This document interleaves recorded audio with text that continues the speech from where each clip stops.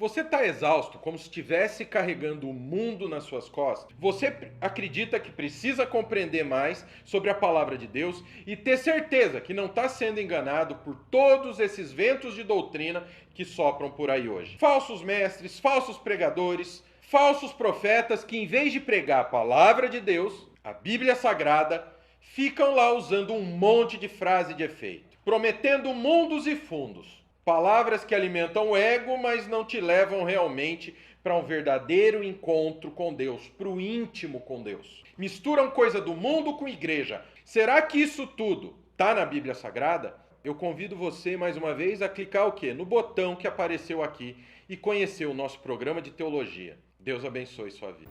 E também tem o perigo da idolatria. Perfeito. Porque essas pessoas acabam virando Perfeito. popstars e as pessoas adoram de uma certa forma essa pessoa. Você não pode nem falar mal sobre as pessoas, Não, que as loucura. pessoas levam pro lado pessoal, né? Não, o povo desmaia, quer pegar na mão e chora quando chega perto e gasta fortunas para poder ter um tempo com a pessoa, é uma coisa maluca, assim.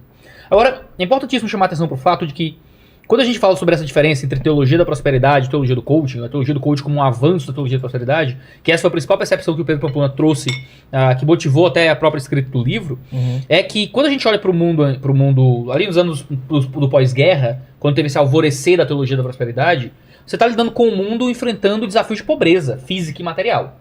Então as pessoas tinham dificuldade de saber se comeriam no outro dia. As pessoas tinham dificuldade de saber se teriam como cuidar da sua saúde em sentidos muito básicos. Então surge uma teologia que promete que se você tiver fé o bastante, Deus vai te dar riqueza, Deus vai curar suas doenças. Que é a teologia da prosperidade no sentido mais tradicional. Então você tem cultos sobre isso, em que se você quer ser rico, vem à frente, eu vou orar pra você ficar rico e tal. Era literalmente um culto ao dinheiro, culto às posses. Você já deve ter ouvido falar também, visto muito isso, de, eu tô doente. Você tá doente é falta de fé. É que você não orou bastante, você tá com alguma coisa na sua vida que tá errada, e a doença vem daí. Uma maldição que tem que ser quebrada.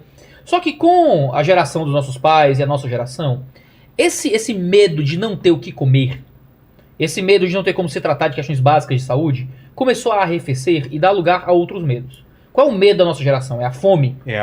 Para a maioria de nós não é. É a solidão. Isso. É a não aceitação. Isso. É a falta de propósito. Exato. É a apatia, é a falta de emprego. Isso. Emprego como coisa que me dá uma razão, um propósito. Objetivo, E essa teologia acabou se transmutando para ajudar nesses sentimentos mais modernos também. Então a teologia da prosperidade mais raiz, mais agressiva, do venha pra frente pra você ficar rico, começou a ficar menos... Ainda existe, né? Muito poderosa. Mas começou a dar lugar a um tipo de teologia que agora venha pra fé, que você vai ser feliz. Você vai ser realizado. Parece que é feita para classes sociais diferentes até, né? A teologia da prosperidade ela é muito forte na classe C e D. Sim. E essa de coach para o pessoal que já tá nessa fase de... tem as necessidades básicas atendidas e tá procurando um sentido para a vida, né? Excelente. Você matou aí. Isso reverbera muito na própria igreja, no próprio formato da igreja, das pessoas que estão ali envolvidas, né? O Vilela tocou num ponto interessante, né? Acho que a pergunta foi mais ou menos assim: os fins não justificariam os meios, né? As pessoas não estão chegando a Jesus. No final não seria bom, é isso que eu quis dizer. Esse é um ponto, Vilela, que eu responderia a sua pergunta dizendo sim, algumas pessoas com certeza devem se aproximar de Jesus, mesmo por meios, vamos dizer assim, não tão saudáveis ou não tão indicados, né? O Iago se converteu num contexto aí, encontrou Jesus no contexto da teologia da prosperidade. Eu me converti numa igreja que o pastor dizia que era pra ir pra frente pra ficar rico. É mesmo? Foi. E você foi pra ficar rico? Não fui. Até porque eu não fiquei, né? Tá aí o que deu. Acabou ficando. Não fiquei não. Veio parada Vilela, cara. Opa. Olha aí. Pontos altos da minha vida. Mas você não tava por causa disso. Não. Mas todo o contexto era propício para você se... Exato. O que eu digo é, eu me converti apesar disso. Não por causa disso. Entendi. Então, eu não tinha muita noção. Eu posso dizer a mesma coisa. Eu me converti apesar de ver já na época muitas coisas que eu não concordava na igreja. Olha aí. Então, assim, o problema é, aquilo com o qual você atrai alguém à fé, acaba sendo aquilo para o qual você atrai alguém. Então, quando a gente acredita que, vou usar esses recursos do coaching para atrair pessoas ao cristianismo, para ver se elas se aproximam de Jesus. No fim das contas, você está atraindo as pessoas a uma visão de sucesso pessoal, que quando falta, ela abandona a fé. Claro, algumas pessoas podem ser atraídas e ficar, mas não é por causa, é apesar. Entendi. Até porque a gente tem vários textos bíblicos que apresentam um caminho oposto no processo de trazer pessoas à fé. Ensinar a calcular o custo, né, o próprio chamado do discipulado, são textos diferentes. Jesus vai dizer, você quer vir para a fé? O cara que vai construir uma torre, ele não calcula antes, não? Um rei que vai mandar o povo para a guerra, ele não vê quantos exércitos tem que mandar, não? Então vocês querem vir para a fé sem calcular o preço que isso vai custar para vocês? Vocês têm que entender o que isso custa. Jesus está dizendo, existe um preço a ser calculado. É caro ser cristão. O chamado do evangelho foi um chamado de negue-se a si mesmo, tome a sua cruz e siga-me. A primeira coisa que você faz quando você se aproxima de Jesus é uma negativa de si. É dizer não para si mesmo. É não aceitar os mesmos interesses, os mesmos valores. Tiago, se eu não me engano, tem duas passagens de Cristo que são diferentes, né? Para dois caras ricos. Um ele fala para largar tudo e seguir, e um outro ele não pede isso. Se não me engano, tem isso daí? Eu tô viajando. Tem, Porque ele trata duas pessoas bem-sucedidas ou ricas, né?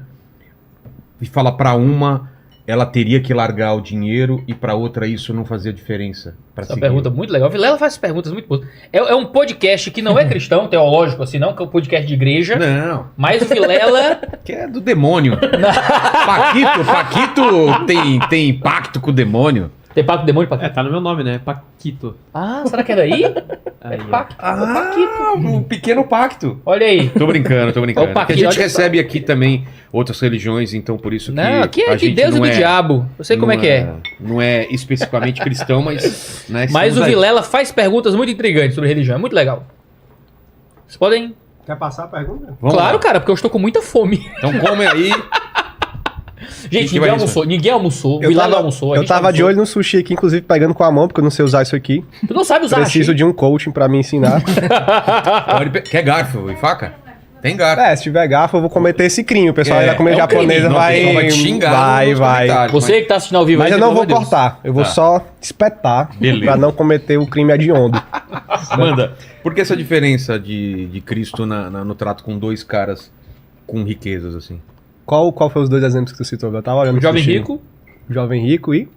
o outro ele não citou especificamente Então, quem, mas não acho que lembro. Zaqueu, Zaqueu, Nicodemos. era rico, Tem Nicodemos, que era rico. Tem o primeiro, né? Zaqueu, mas vai. Tem o primeiro, que é Lucas capítulo 12, onde ele vai falar sobre... o jovem chega pra ele e diz assim... Senhor, como é que eu faço pra herdar a vida eterna? E aí diz que é uma pessoa rica, né? Ali. Isso. E aí Jesus olha pra ele e diz assim, olha, Lei faz da o seguinte salvação. então... você ame a Deus sobre todas as coisas e ao próximo como a si mesmo e pronto, você já cumpriu toda a lei, agora você pode herdar a vida eterna. E o texto fala que aquele jovem era rico. E o jovem, nesse contexto, ele vai dizer assim, mas quem é meu próximo? E todo o contexto é o contexto de um cara rico se aproximando, perguntando como é que eu posso herdar. E aí Jesus diz, olha, ame a Deus, ame o próximo, e ele faz a pergunta, quem é o meu próximo? Aí Jesus fala a parábola do bom samaritano. Aí vem aquela parábola onde um vem descendo de Jerusalém, aí tem uma pessoa ali no chão que tá toda, que recebeu, enfim, tá toda açoitada, e aí passa um levita de longe, não ajuda, passa um sacerdote de longe, não ajuda, e passa um samaritano e ajuda, e aí Jesus, quem foi o próximo? E aí diz, o próximo foi o samaritano que se aproximou daquele necessitado, né? Entendi. Mas nesse eles eram contexto. inimigos dos judeus, né? Mas qual a ideia? Por que ele fez isso com esse rico e não fez com o outro? Por que ele fez isso com esse específico? Porque o primeiro problema é que o rico chega e pergunta assim, o que é que eu faço para herdar? E a gente não faz nada para herdar alguma coisa. A gente, na verdade, herda porque nós somos filhos. Eu não faço nada para herdar uma Você herança. simplesmente nasceu, você né? Isso. Foi Então o que eu ele- fiz pra ser filho, né? então ele estava querendo herdar aquilo de uma forma alternativa. O que é que eu faço para ter isso aí? O que é que eu faço para herdar? Me diga aí. Então Jesus, observando que ele estava querendo ganhar a coisa da forma errada, diz o seguinte, então ame a Deus de todo o seu coração, de todo a sua alma e tal, e ame o seu próximo. Aí o cara, em vez de perguntar, é impossível amar a Deus de toda a minha alma, de todo o meu coração, não dá. Não, ele pergunta quem é o meu próximo. Então no coração dele, ele estava já perfeitamente bom para poder amar a Deus com toda a força dele, e a gente sabe que a gente não pode fazer, a gente não consegue fazer isso, a gente é pecador.